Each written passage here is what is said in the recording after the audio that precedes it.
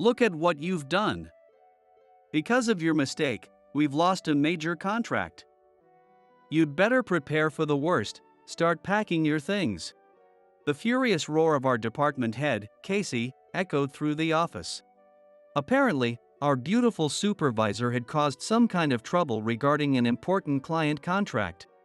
At this point, there's no helping it.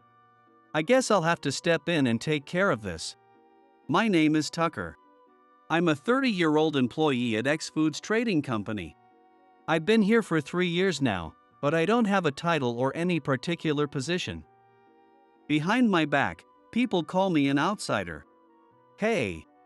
Hearing a senior call out someone next to me, I instinctively looked around. A junior colleague sneered, "He means you, Tucker." Oh, wait. Maybe he actually knows we call him outsider behind his back. These guys are always so rude. I thought this to myself, but I didn't say it out loud. At first, they only used that nickname when I wasn't around, but lately, they hardly even bothered to hide it. They just ridicule me for no reason. Sure, maybe I've given them a reason to treat me this way, but come on, we're all adults here. Here we go again. I'd gotten so used to this kind of treatment that I stopped feeling anger or frustration. At some point, I decided it was pointless to confront people who find amusement in childish group antics. I just kept my face blank and my emotions hidden every day, so I could get through each day in peace. But I never imagined that this dull, uneventful life of mine would start to change because of one woman. One day, a new female staff joined our department. I'm April. I just joined this department as a manager. It's a pleasure to meet you all. She's a manager right off the bat? That's a big promotion. Well, it doesn't matter to me. Just as I thought that, Casey turned to me and said, "Tucker, show her around the company and explain the work to her." Surprised, I hesitated but managed to say, "I'm Tucker." Nice to meet you. Tucker, I'll ask you whenever I don't understand something. I look forward to working with you. She was so enthusiastic and full of energy that I couldn't help but think, she's the complete opposite of me, so outgoing. I had a bad feeling that she was going to disrupt my quiet, emotionless routine. A few days after April joined, she approached me with an intense expression and said, "I've only just started at this company, but I already have serious doubts about the current situation. The biggest issue, in my opinion, is how people treat you, Tucker. They're acting like children. Aren't you frustrated by all the harassment?" "Not really," I answered with my usual blank expression. All I wanted was to get through the day peacefully. I did my job well, and I didn't care about praise or ambition. But April wasn't having it. "If you're struggling, talk to me as your manager. Don't keep it to yourself.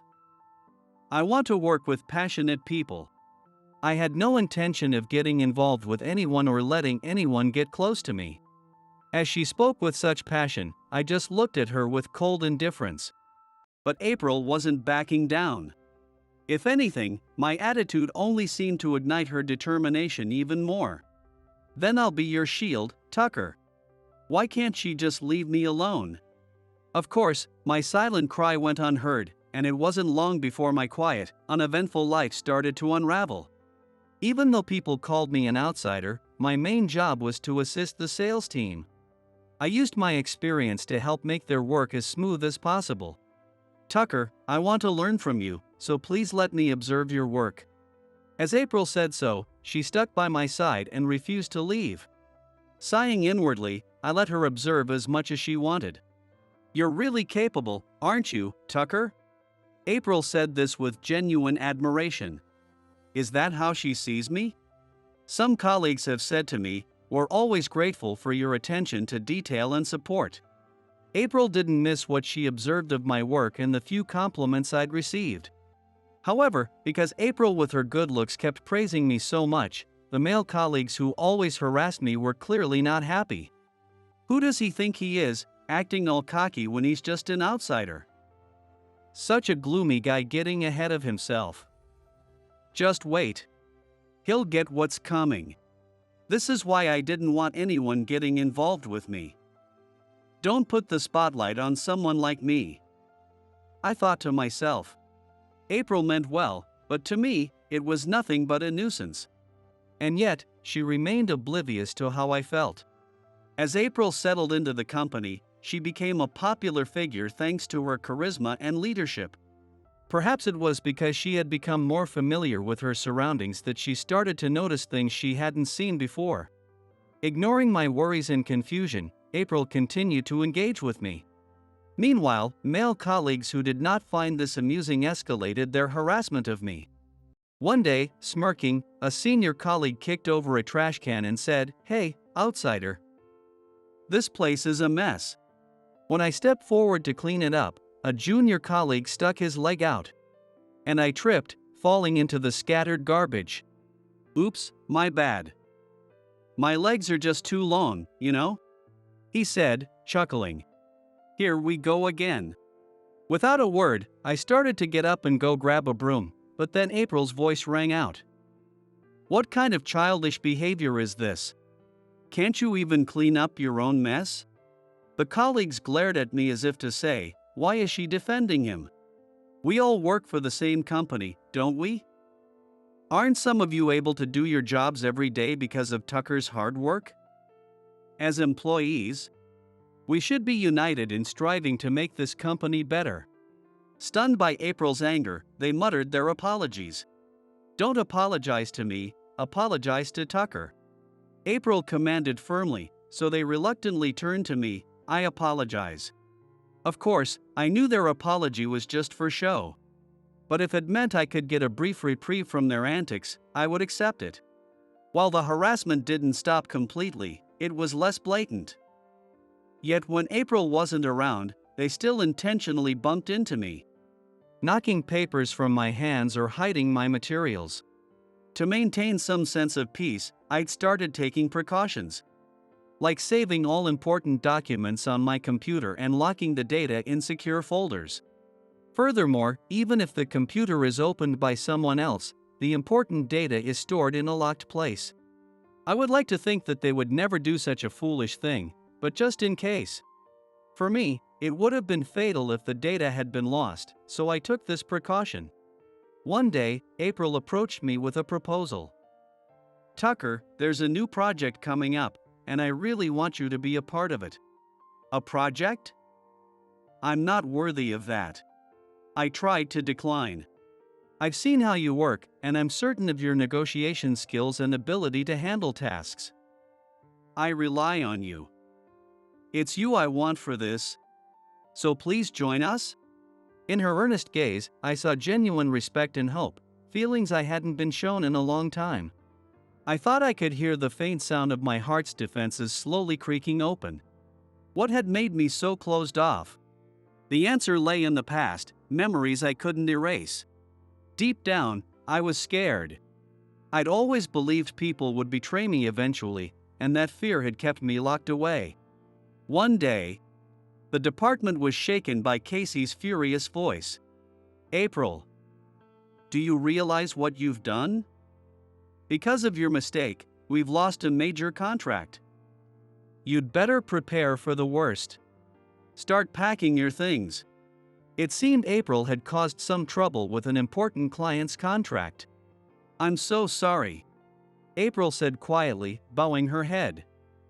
"Do you think an apology can fix this? You've caused this company a major loss." Casey continued, his anger unrelenting. April's face went pale as she tried to hold back tears, but eventually, she broke down, crying openly. "Don't think crying will get you out of this. I'll let you know what your punishment will be later," Casey snapped before storming out of the department. April. Even the colleagues who used to fawn over her were now silent, intimidated by Casey's outburst.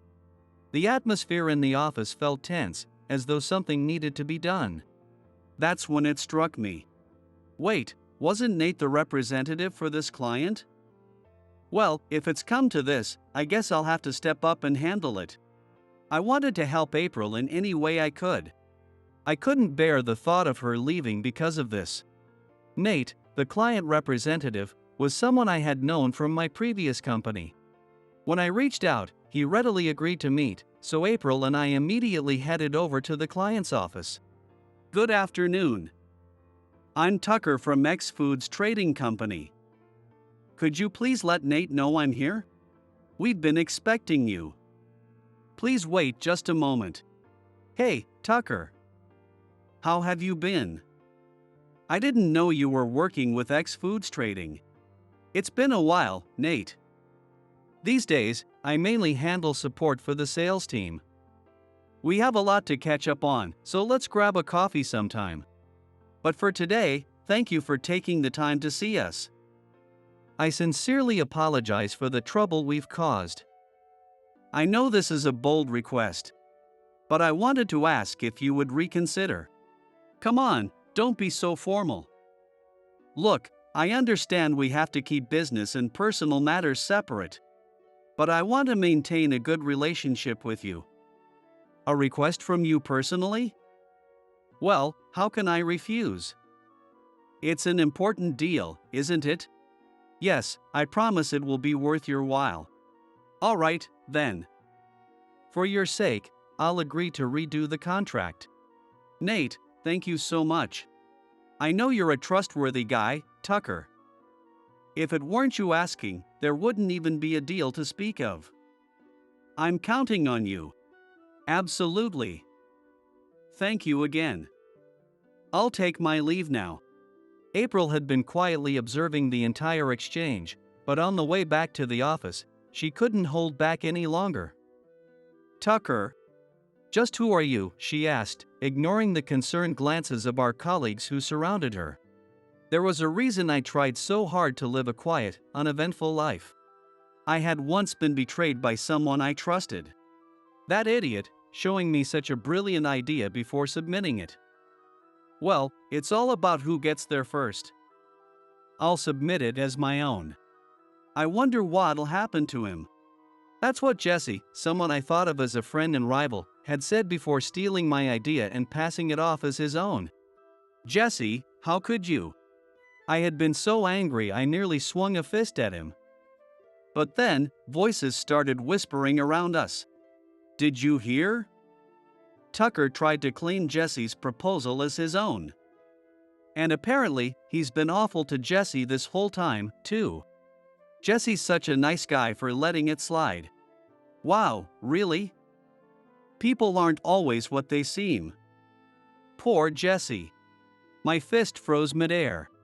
Jesse watched me with a smug, victorious smile. We had been equals, competitors pushing each other to do better. I trusted him completely. What had I been seeing all this time? Labeled as a thief, I was left isolated. The betrayal left a scar so deep that I couldn't trust anyone anymore. That distrust continued to haunt me. I was terrified. If I stood out again and grew close to someone, I might be betrayed once more. But I couldn't just quit working. Instead, I chose to keep my head down to avoid conflict and to do my job quietly. That's why I'd accepted the harassment with a blank expression, pretending not to care. I thought that if I kept to myself and maintained a peaceful life, I'd never have to experience that pain again. For the first time, though, my colleagues seemed to understand my circumstances, and something about the way they looked at me began to change. By taking the initiative and reaching out to Nate, I had managed to resolve April's crisis and avoid the canceled contract. April. This was only resolved because Tucker stepped in, but don't let something like this happen again. Casey said sternly. Yes, I'll be more careful. I'm truly sorry. April responded, standing tall and resolute. Tucker, this was all thanks to you. I'm so grateful. But even without knowing your past, I know you would never betray anyone. I've watched how you work and how you carry yourself, and I can say for certain that you're a person of integrity. No matter what, I'll always be on your side. April's words of gratitude and encouragement resonated deeply within me. It's not going to happen anytime soon, but maybe, I could start trusting people again. Gradually, the harassment stopped, and even my colleagues' attitudes changed. Someone is on my side. That's been a great source of courage for me. The shift in the atmosphere around me made me realize that I, too, needed to change. It was time to finally put the past to rest and face life with a new sense of purpose. To start, I approached Casey and said, "I've been working in a support role until now, but I'd like to return to being a salesperson." Tucker, I want you to take that hidden talent of yours and thrive as a salesperson.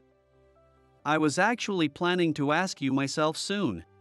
Casey responded warmly, accepting my request without hesitation.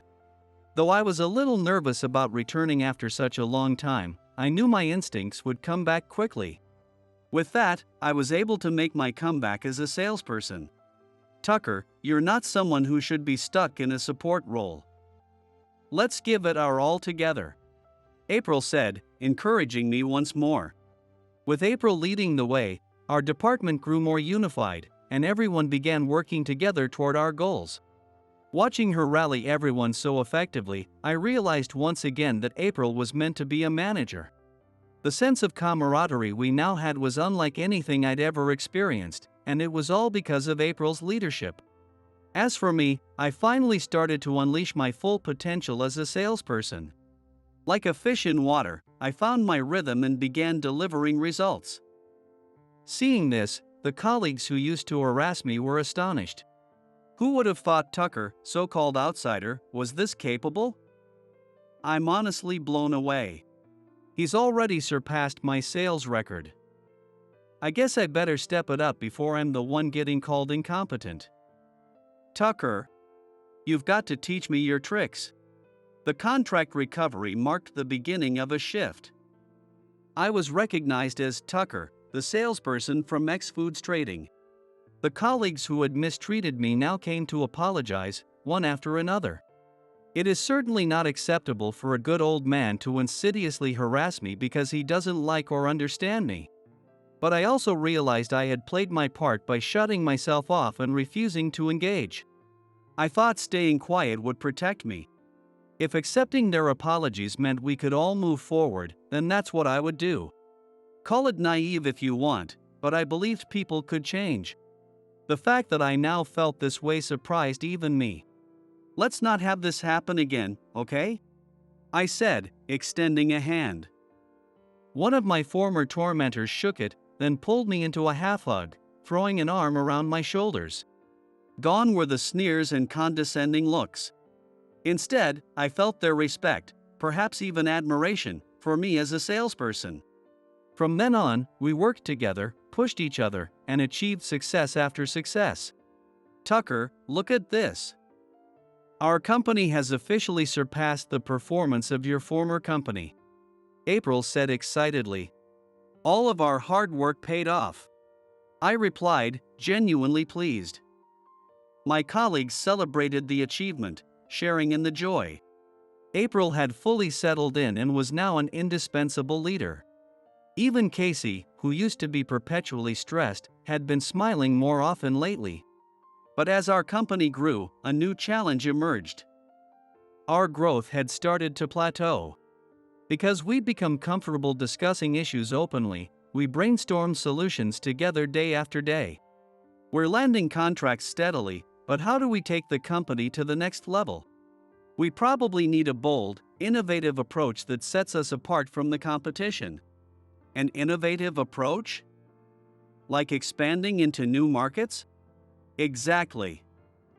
First, let's reassess our strengths and weaknesses and build from there. Under April's leadership, the team grew even more cohesive.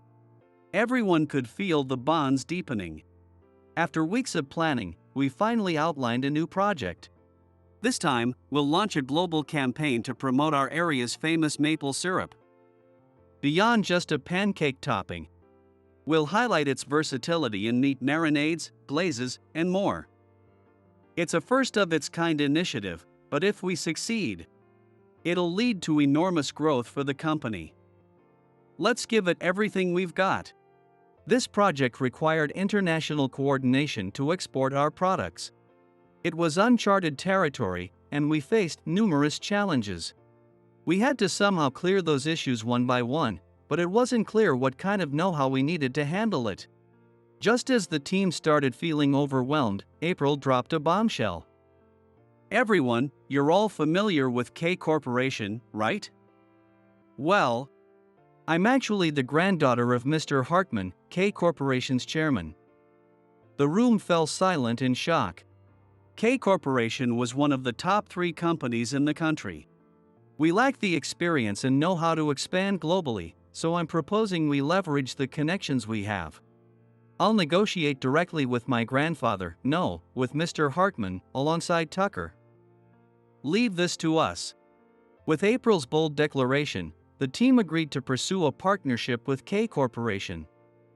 Without wasting any time, April and I set off to meet her grandfather, Mr. Hartman. Granddad, I know it might seem like favoritism, but K Corporation's support is crucial for this project. April, do you believe you have a winning chance? Yes. The maple farms in our area are mostly family-run businesses that maintain traditional methods while embracing modern technologies.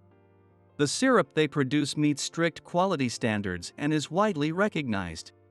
Regular festivals and events showcase not just the product but also its cultural value, benefiting the local community.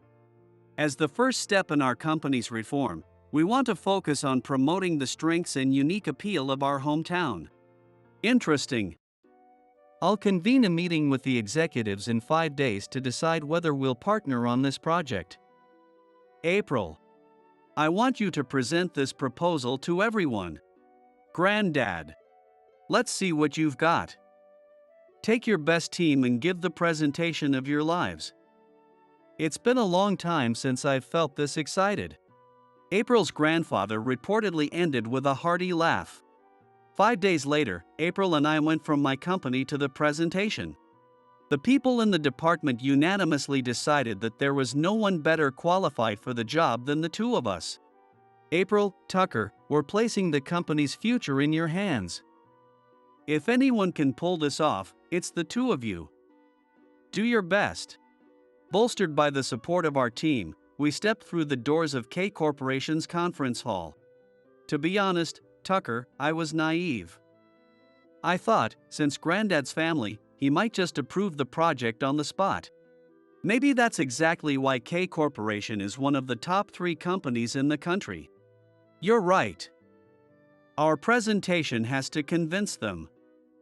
Let's give it everything we've got. Absolutely. As we stepped onto the stage, the eyes of K Corporation's executives turned toward us. I felt a twinge of nervousness, but I also welcomed it. I took a deep breath. My name is Tucker, representing X Foods Trading Company, and this is April, our manager. Thank you for giving us this opportunity today. Please review the materials in front of you as we explain the details. We'll have a Q&A session at the end. Taking turns, April and I presented the project, showcasing the materials our team had put together in record time. I heard murmurs of admiration from the executives of K Corporation. In just 5 days, they've created such a thorough proposal. This project is too good to pass up. It's promising from both an investment and an innovation standpoint. Mr. Hartman, we're in favor. One after another, the executives voiced their support.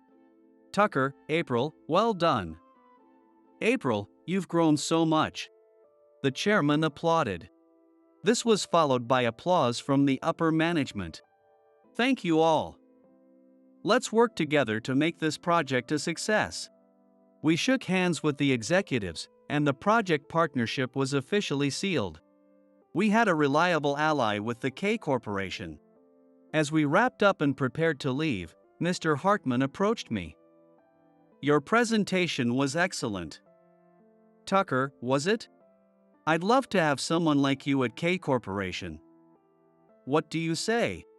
Granddad, you're hopeless. You're always trying to recruit talented people. Honestly? April said with a wry smile. Thank you for the offer, but I still have unfinished goals at X Foods Trading. Ha ha. I thought you'd say that. But mark my words, Tucker. We'll meet again one day. With a sly glance at April, Mr. Hartman smiled knowingly. Later, April confided that it was highly unusual for her grandfather to personally attend another company's presentation. I thought that would be a natural thing to do since it was a business meeting for his lovely granddaughter, but apparently, that is not the case. I would later hear the reason for this from April. The project was a resounding success thanks to our partnership with K Corporation. I was afraid of what would happen at first, but you made it. Casey, elated by the success of the project, praised April with open arms. No, my granddad is never a person who brings his personal feelings into the project. I think he was just impressed by how wonderful this project was. Oh, I'm sorry. No, first of all, we can't even apply to work with such a big company in the first place. I believe that April's connections, Tucker's storytelling skills, and the efforts of all of you have made this project a success. Exactly. It's the result of all of us, April, Tucker, and the team, working together. Our colleagues applauded April, acknowledging her leadership in bringing the project to life. This experience helped us all grow, turning a challenge into a rewarding success. In the months that followed, April and I traveled overseas to oversee the new markets we had opened. Through negotiations and expansion efforts, we both continued to grow. Somewhere along the way, my feelings toward April began to shift. What had started as trust and admiration had slowly turned into something more. The words April once said to me, "I will never betray you. I'll always be on your side," were etched deeply into my heart, like a balm over my old wounds. Our bond of trust grew stronger and stronger. I began to see April as someone truly special, and it didn't take long for me to realize that she felt the same. We had been by each other's side, encouraging and supporting one another every step of the way. It was because of April that I could finally, truly believe in someone again. One day, I made up my mind to confess my feelings. "April, could I talk to you tonight? I'd like to ask for some of your time." "Sure," she replied, looking at me curiously. Feeling overwhelmed, I quickly added, "Well, see you tonight then," and stepped away. My heart pounded so fast it felt like it might leap out of my chest. I took several deep breaths, trying to steady myself. But my nervousness didn't escape my colleagues. "You're finally confessing, huh?" one whispered with a grin. Yeah, I guess so. Don't worry, Tucker. If she turns you down, I'll take you out for drinks." I couldn't tell if he was comforting me or just looking for an excuse to drink, but somehow his easygoing attitude calmed me down a bit. For that, I was grateful. That night, as soon as I met April, I blurted out my feelings. "April, I love you. Please be with me." I was going to say the same thing. She replied with a radiant smile. "Really?" I asked, almost unable to believe it. "Yes, of course." Overwhelmed with joy, I held her hands tightly, too tightly. "Ouch, Tucker. Sorry." And just like that, we began dating. At work, we maintained our professional roles as a manager and subordinate, but in private, I took the lead. Together, we supported each other both personally and professionally, and our bond deepened every day. The bond between me and April grew stronger with each passing day, and I had definitely come to trust her more than anyone else. By the time a year had passed, I knelt before her, holding out a ring. "April, will you marry me?" She was too surprised to speak at first, but then, with tears streaming down her face, she smiled and slid the ring onto her finger. I pulled her into my arms, saying, "We'll be together forever." I saw April nod a small yes in my chest. We shared the news with our families right away. When I visited April's home, I was stunned by the sheer grandeur of her family's estate. But her parents welcomed me warmly. Then, out of the corner of my eye, I spotted a familiar face.